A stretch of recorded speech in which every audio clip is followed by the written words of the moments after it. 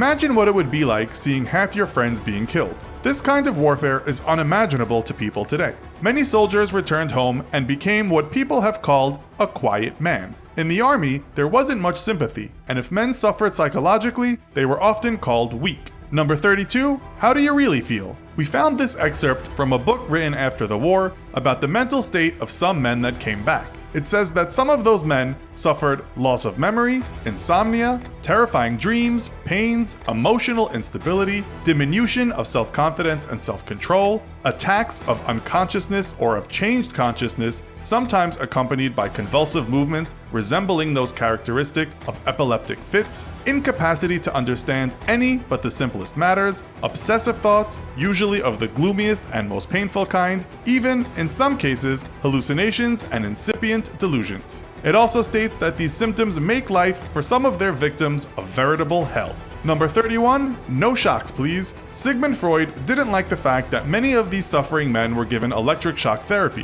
which basically meant destroying their brains. Freud wrote that war neuroses were best treated with psychoanalysis, not shocks. Number 30, military men don't get neuroses. The military fought back against all these intellectuals, saying war could ruin a man physically and psychologically. One military man wrote, "War neuroses, which persists, is not a credible disease to have, as it indicates in practically every case a lack of the soldierly qualities which have distinguished the Allied armies. No one should be permitted to glorify himself as a case of shell shock." Shell shock was exactly what it sounds like, a kind of PTSD before the expression was created.